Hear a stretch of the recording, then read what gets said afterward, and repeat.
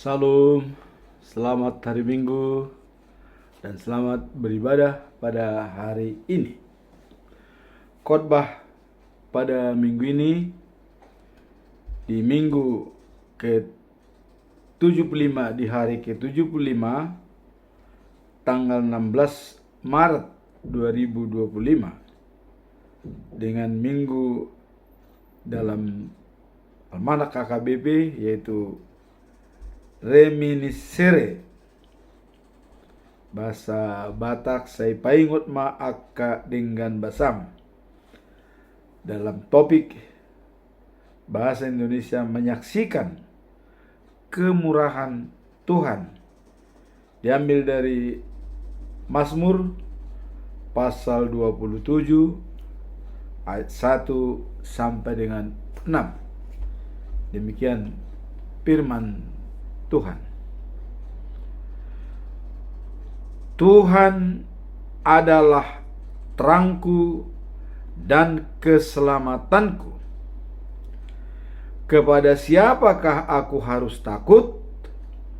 Tuhan adalah benteng hidupku. Terhadap siapakah aku harus gemetar? Ketika penjahat-penjahat menyerang aku untuk memakan dagingku, yakni semua lawanku dan musuhku, mereka sendirilah yang tergelincir dan jatuh. Sekalipun tentara berkemah mengepung aku, tidak takut hatiku. Sekalipun timbul peperangan melawan aku, dalam hal itu pun aku tetap percaya. Satu hal telah kuminta kepada Tuhan, itulah yang kuingini, diam di rumah Tuhan seumur hidupku, menyaksikan kemurahan Tuhan dan menikmati baiknya. Sebab Ia melindungi aku dalam pondoknya. Pada waktu bahaya, Ia menyembunyikan aku dalam persembunyian di kemahnya. Ia mengangkat aku ke atas gunung batu. Maka sekarang tegaklah kepalaku mengatasi musuhku sekeliling aku dalam kemahnya. Aku mau mempersembahkan korban dengan sorak-sorai. Aku mau menyanyi dan bermazmur bagi Tuhan. Itulah bacaan firman Tuhan pada hari ini dalam khotbah minggu ini. Sebelum kita masuk dalam perikop ini, kita tetap meninjau topik dalam bulan Maret. Selama 1 bulan telah ditentukan dengan topik, yaitu menyebarkan kemuliaan Allah. Menyebarkan kemuliaan Tuhan dan menyaksikan kemurahannya melalui iman dan pertobatan. Itulah topik pada bulan Maret, dan itu dijabarkan dalam Matius pasal yang ke-46, ya. Matius pasal 5 ayat 16 yang menyatakan, demikianlah hendaknya terangmu bercahaya di depan orang, supaya mereka melihat perbuatanmu yang baik dan memuliakan Bapamu yang di sorga. Jadi mereka melihat terangnya yang baik, cahaya kemuliaan, supaya mereka melihat perbuatan kita yang baik dan memuliakan Bapa di surga. Itulah topik minggu ini. Sekarang kita masuk dalam perikop khotbah minggu ini, yaitu diambil dari Mazmur pasal 27 ayat 1 sampai 6. Seperti yang telah kita baca tadi. Apa makna daripada Mazmur pasal 27 ayat 1 sampai dengan 6? Mari kita ambil benang merahnya sebagai makna dalam perikop ini. Mazmur pasal 27 ayat 1 dengan 6 menggambarkan keyakinan dan pengharapan akan perlindungan Tuhan yang menjadi sumber kekuatan dan keamanan bagi orang percaya. Itulah makna daripada semua perikop dalam ayat 1 sampai dengan 6. Yaitu menggambarkan keyakinan dan pengharapan akan perlindungan Tuhan yang menjadi sumber kekuatan, ya, keamanan bagi orang percaya. Jadi boleh dikatakan, ya, keyakinan akan perlindungan, ya, dan menjadi sumber kekuatan dan keamanan. Jadi perlindungan, sumber kekuatan, dan menjadi keamanan bagi setiap orang. Itulah makna daripada perikop ini. Apa pesan moral dari perikop ini? Setelah kita melihat tadi adalah makna daripada perikop ini, yaitu adanya pengharapan, perlindungan, dan sebagai sumber kekuatan dan keamanan. Kita lihat pesan moral perikop ini, yaitu kehadiran Tuhan memberikan keberanian dan ketenangan di tengah ancaman. Kita diingatkan untuk mengandalkan Tuhan dalam setiap situasi yang dihadapi. Jadi pesan moralnya adalah kehadiran Tuhan memberikan keberanian dan ketenangan. Kita berani dan tenang apabila mengandalkan Tuhan. Dan ini mengingatkan kita supaya tetap mengandalkan Tuhan dalam setiap tindakan. Jadi mengandalkan Tuhan dan kehadirannya dalam diri kita, itu membuat kita berani dan tenang menghadapi tantangan yang kita hadapi. Sekarang apa pembelajaran daripada perikop ini? Pertama ialah pemazmur yakin dan percaya pada saat musuh menyerang, ia yakin bahwa Tuhan akan melindungi dan menyelamatkan dia. Seperti di dalam ayat yang kelima. Tuhan, ya, menyembunyikan pemazmur dalam perlindungannya. Jadi kalau ada yang mau menyerang, Tuhan bisa menyembunyikan pemazmur dalam perlindungannya. Contoh yang dialami oleh Mazmur. Pada waktu saat dia hendak dibunuh oleh Raja Saul, adanya kecemburuan sosial. Bisa kita lihat, pertama kali Daud pergi ke Nobo menemui Ahimelek seorang imam di sana dan berlindung di sana dan meminta roti.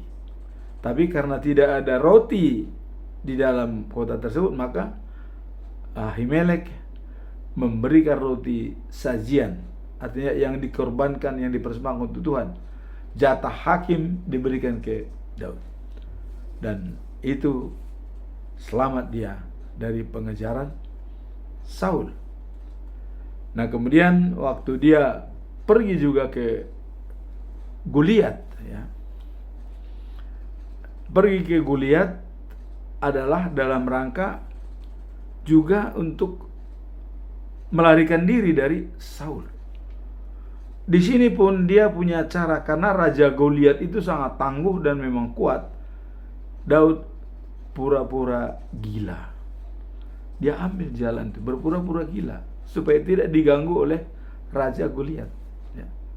Dia selamat. Nah, kemudian dia bersembunyi di Adulam, ya. Nah, waktu bersembunyi dia di Adulam, nah disinilah Raja Saul mengejar-ngejar Daud, mau dikejar, dan dia tahu kalau Ahimelek memberikan Daud makanan, dan ini informasi daripada pengawal-pengawal Saul.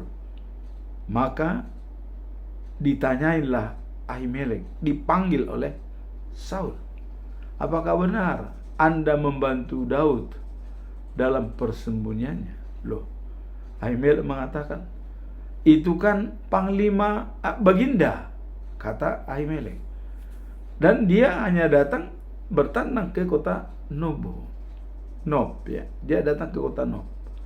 Dia adalah panglima Baginda.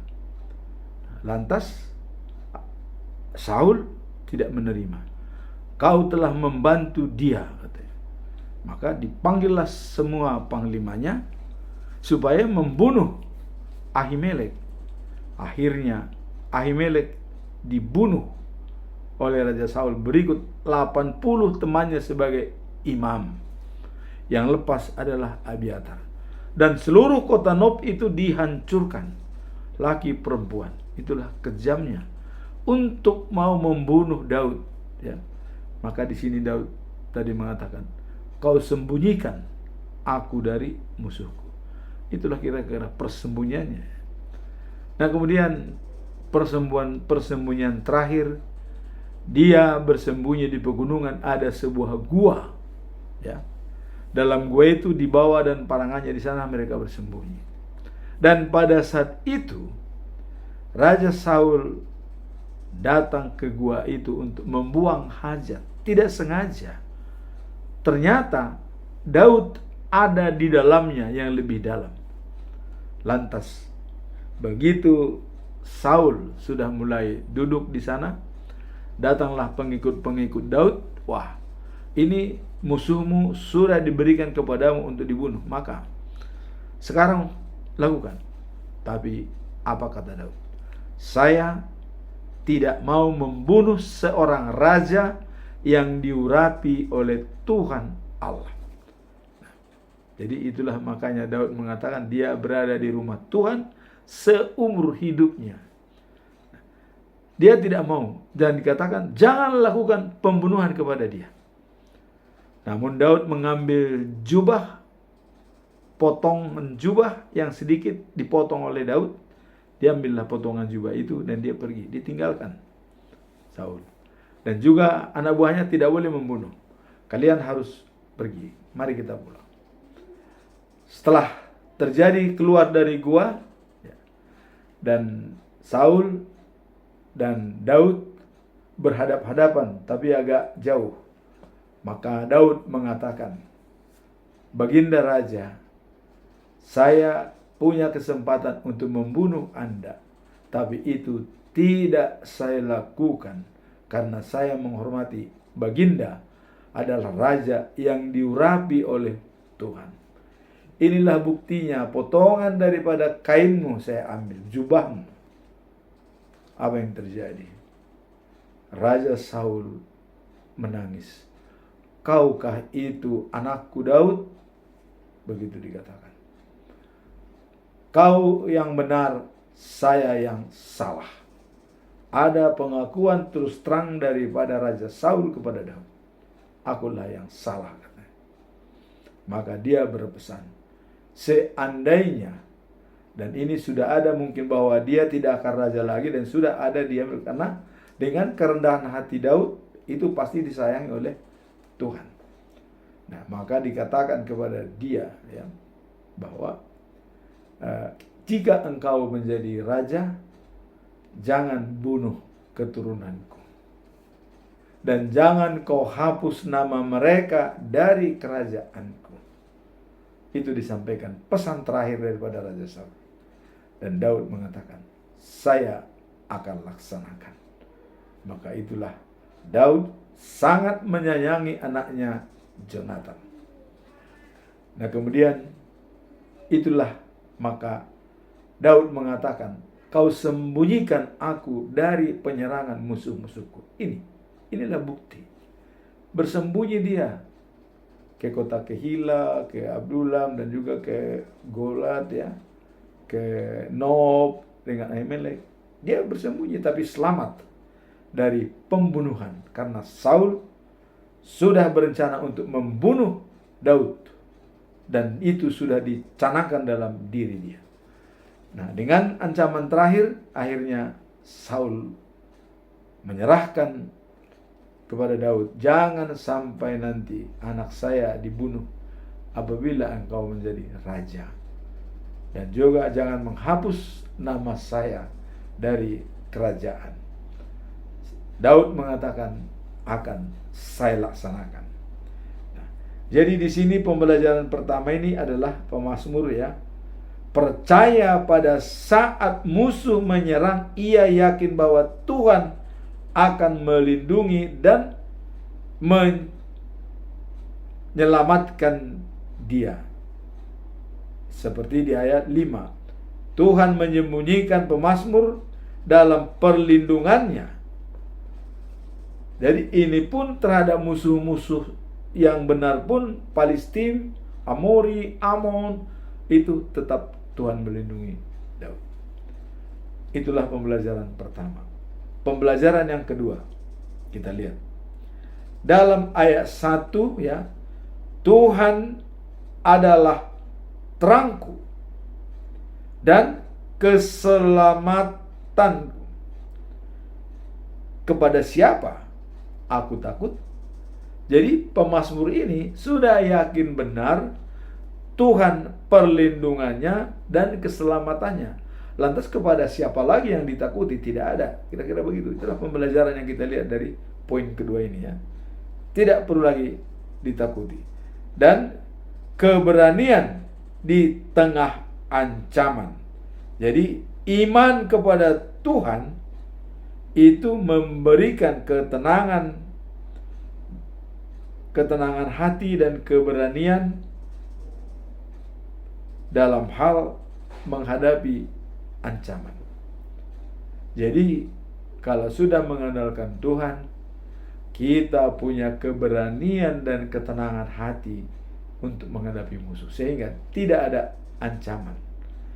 Kemudian pembelajaran ketiga dikatakan, selalu mencari Tuhan dalam setiap situasi, ya, yang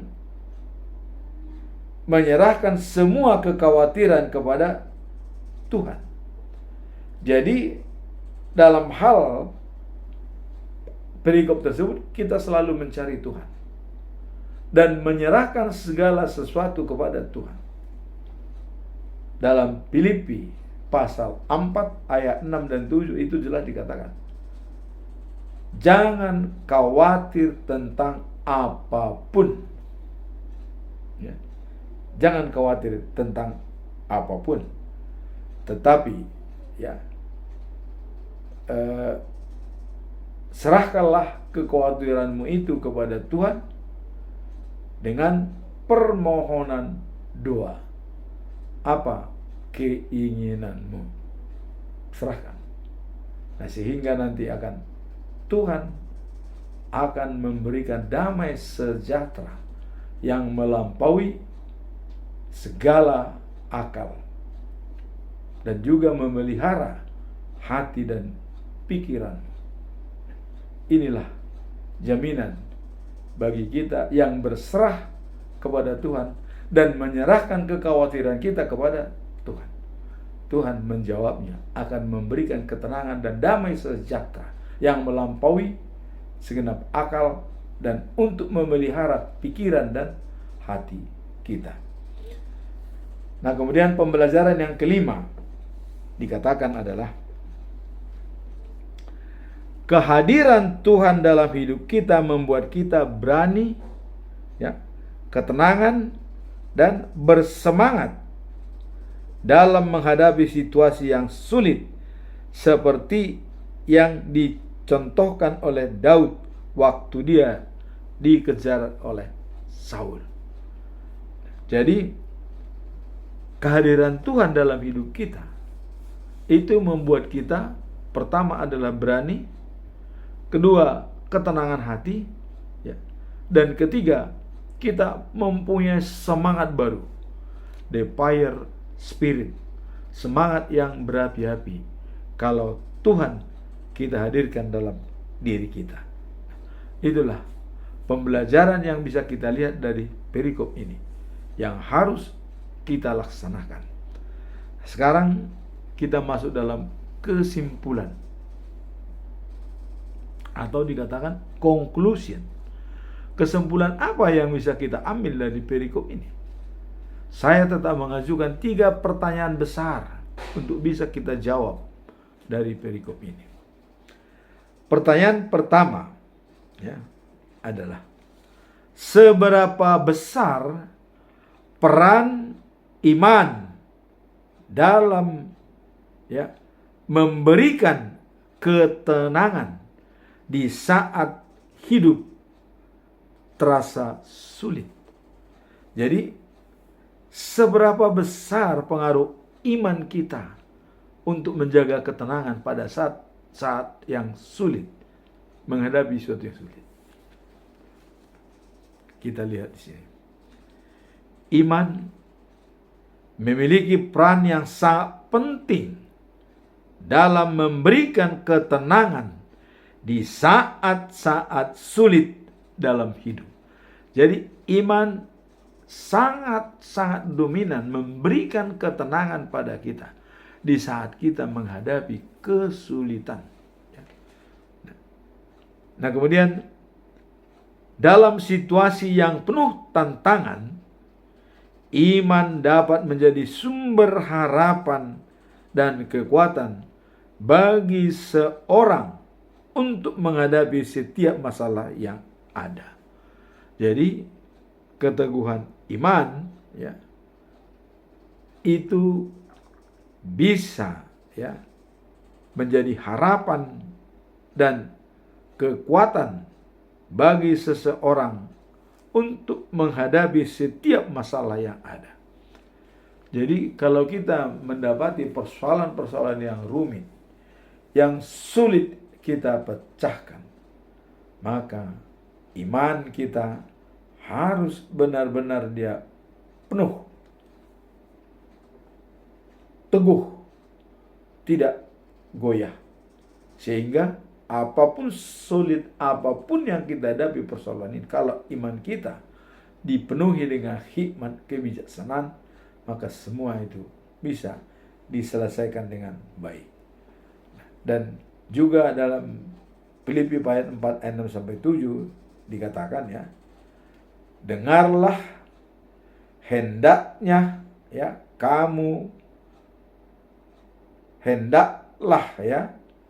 kamu jangan khawatir tentang apapun, tetapi dalam segala hal nyatakan keinginanmu kepada Allah dalam doa, permohonan dengan ucapan syukur. Jadi doa, permohonan, juga ucapan syukur itu harus kita jalankan, sehingga Tuhan pasti akan menjawab doa-doa kita.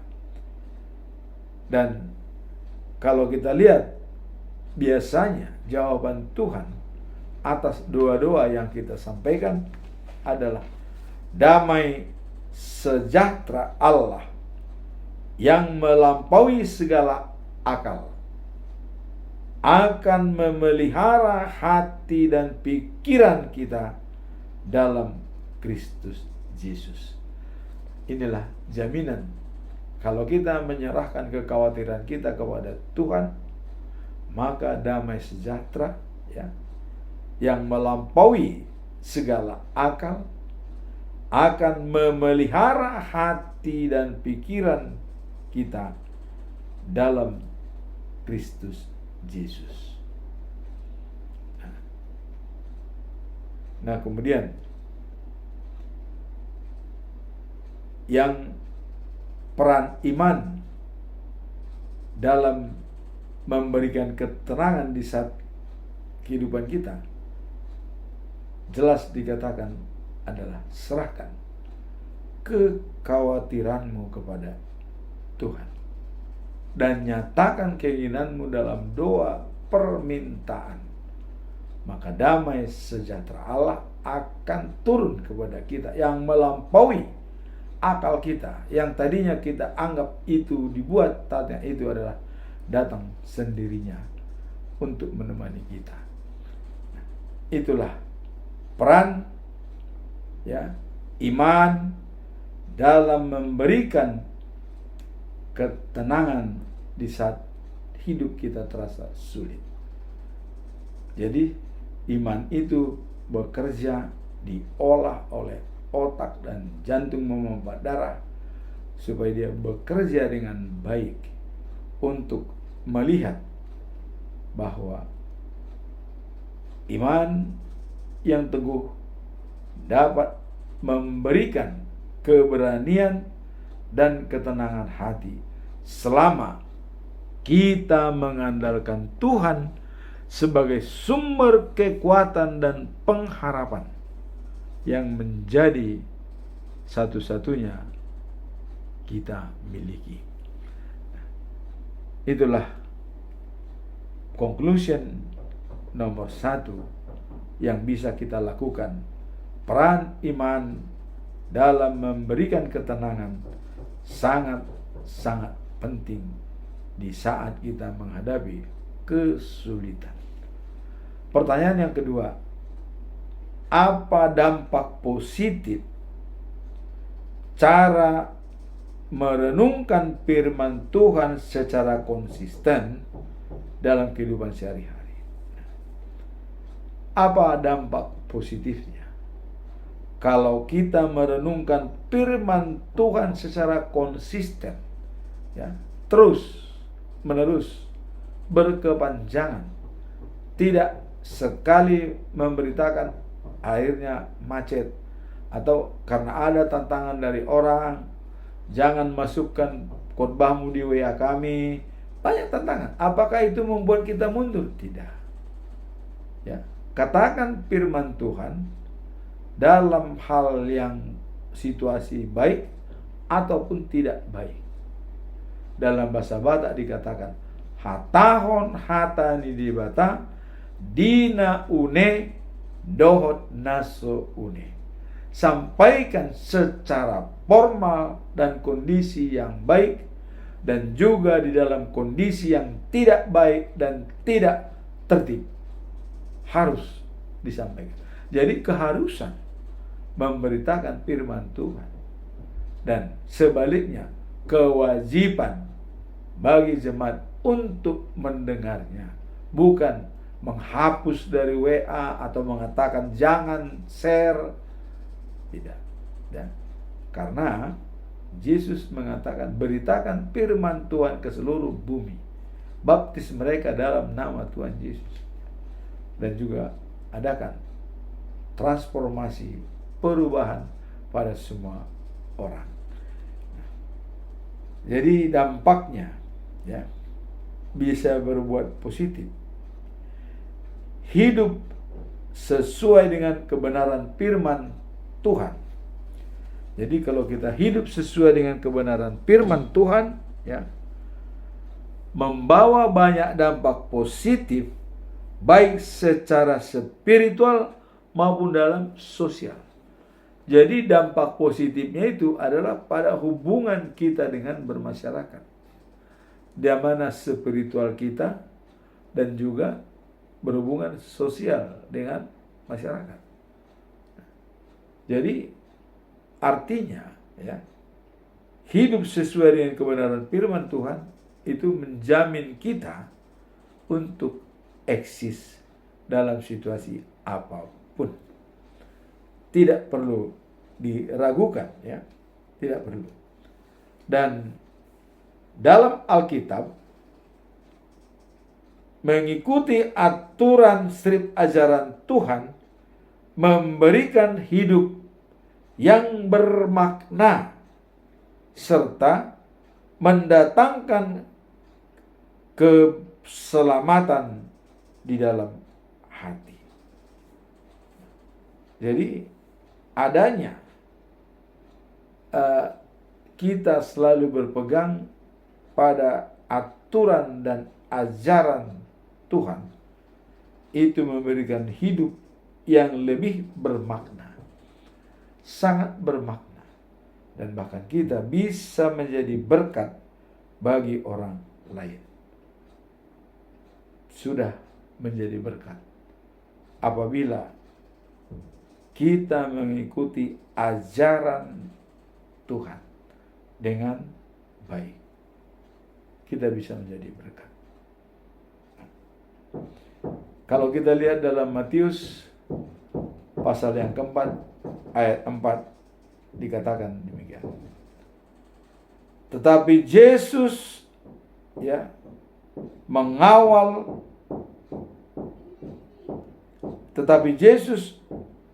menjawab ya, dikatakan ada tertulis.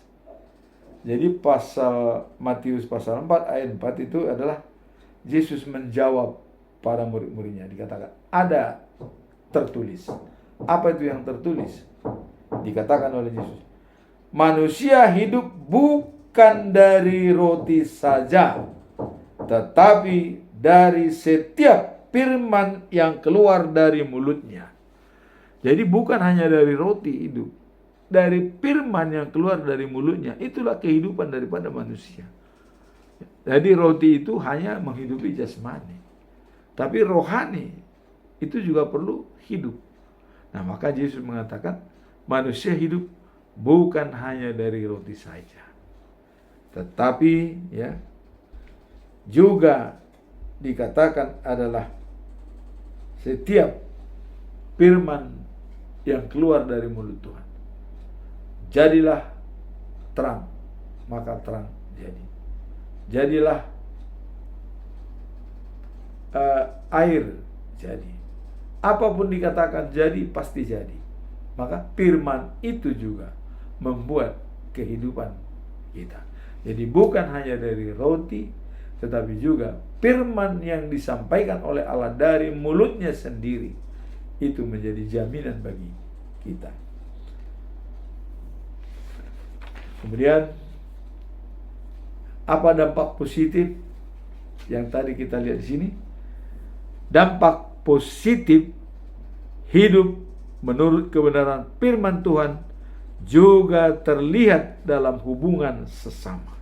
Jadi adanya membuat harmonis hubungan sesama, itulah dampak positif yang tadi kita mengandalkan Tuhan sebagai sumber kekuatan kita. Nah, dengan menjalankan nilai-nilai sejati, ya, apa itu? Kasih, kejujuran, dan kerendahan hati. Kasih, kejujuran, dan kerendahan hati itu bisa menciptakan ya, lingkungan yang harmonis dan saling mendukung, sekaligus menjadi teladan bagi orang-orang lain, terutama bagi generasi muda kita, generasi Z dan milenial ya. Itu bisa menjadi role model bagi generasi muda kita. Itulah yang dikatakan bagaimana mengatasi perasaan keraguan ketika menghadapi lingkungan hidup yang penuh dengan ajaran yang sesat.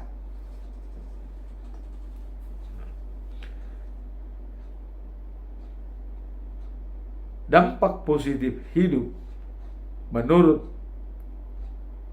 kebenaran firman Tuhan juga terlihat dalam hubungan sesama. Adanya harmonisasi hubungan bersama dengan orang lain. Itulah yang bisa kita lihat dalam dampak positif dan cara merenungkan firman Tuhan secara konsisten. Jadi secara konsisten itu adalah meyakini bahwa kita bisa menjadi berkat setiap kehidupan kita. Nah, maka dikatakan jadilah terang dan sebarkanlah terangmu supaya dilihat oleh orang lain perbuatanmu yang baik. Karena dengan demikian orang akan memuliakan Bapa di surga. Jadi dengan perbuatan kita Bapa dimuliakan di surga. Itulah dampak positif yang bisa kita renungkan. Yang bisa kita renungkan dalam perikop ini. Mari kita bercahaya demi kemuliaan Tuhan dan menyaksikan kemurahannya melalui iman dan pertobatan. Sekarang kita masuk dalam pertanyaan yang ketiga. Pertanyaan yang ketiga adalah bagaimana mengatasi perasaan keraguan ketika menghadapi tantangan hidup sesuai ajaran Mazmur ini. Jadi sesuai ajaran Mazmur ini dikatakan bagaimana mengatasi perasaan yang ragu, perasaan yang ragu-ragu yang ketika kita menghadapi tantangan hidup, apa dan bagaimana cara kita mengatasi keraguan tersebut apabila menghadapi tantangan hidup sehari-hari. Menghadapi keraguan dalam hidup adalah bagian yang wajar dari perjalanan hidup, terutama saat kita dihadapkan pada tantangan. Jadi menghadapi keraguan dalam hidup adalah bagian yang wajar dalam perjalanan hidup. Artinya itu wajar dan yang harus kita berikan adalah bagaimana mengatasinya. Pemazmur mengatakan selalu mengandalkan Tuhan sebagai sumber kekuatan dan pengharapan. Itulah pesannya untuk menghilangkan keraguan-keraguan kita kepada Tuhan pada saat kita menghadapi tantangan. Jadi di sini dikatakan mengandalkan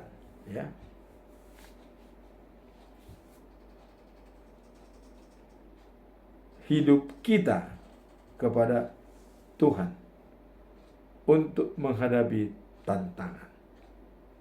Di dalam Mazmur pasal 46 ayat 2 dikatakan Allah itu bagi kita tempat perlindungan dan kekuatan sebagai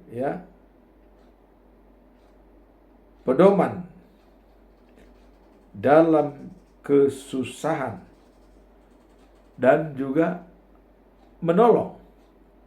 Jadi kalau kita dalam kesusahan, pedoman kita adalah mengandalkan Tuhan.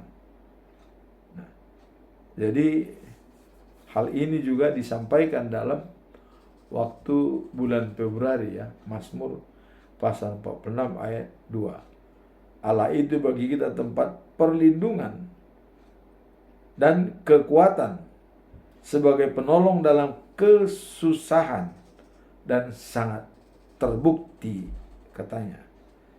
Jadi artinya kalau kita sudah mengandalkan Tuhan, apapun yang terjadi dalam hidup kita itu bisa akan tercapai dengan baik.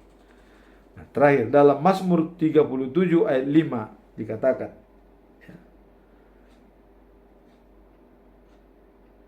ya, sembahlah, serahkanlah dan bersembahlah kepada Tuhan. Serahkanlah jalanmu kepada Tuhan dan percayalah kepadanya, dan Ia akan bertindak dalam menghadapi tantangan dan keraguan. Jadi adanya tantangan dan keraguan, kepercayaan kepada Tuhan ini adalah menjadi kunci untuk menemukan ketenangan, ya, dan bersandar kepada Tuhan, karena Dia berjanji untuk bertindak sesuai dengan rencananya yang baik bagi kehidupan kita. Jadi tadi dikatakan bahwa dalam Mazmur pasal 35 ini adalah serahkanlah jalanmu kepada Tuhan, percayakanlah kepadanya, dan Ia akan bertindak. Jadi Tuhan akan bertindak atas apa yang kita jalankan untuk menyerahkan dan mempercayakan kepada Tuhan segala apa yang akan kita hadapi dalam hidup ini. Demikianlah firman Tuhan pada hari ini, khotbah pada minggu ini. Jangan pernah ragu kalau sudah bersama dengan Tuhan. Semuanya akan diberikan yang terbaik. Seperti Daud, banyak mengalami kesusahan dan kesulitan, tapi dia ditolong oleh Tuhan Allah. Kemudian kalau kita melihat prakhotbah, di situ dikatakan adalah kita mulai dengan tujuan akhir. Apa tujuan akhir kita? Tujuan akhir kita adalah the New of Jerusalem, atau hidup kekal bersama Yesus. Kalau tujuan kita hidup kekal bersama Yesus, maka kita harus care apa yang disampaikan oleh Tuhan Yesus dalam Yohanes pasal 14 ayat 6. Akulah jalan, kebenaran, dan hidup. Tidak ada seorang pun yang sampai kepada Bapa tanpa melalui aku. Inilah pedoman kita dalam melaksanakan tujuan akhir kita di dalam kehidupan kita sehari-hari. Life after life, the New of Jerusalem. Hidup setelah kehidupan saat ini ke Yerusalem yang baru, hidup kekal bersama Yesus Kristus. Amin. Tuhan memberkati.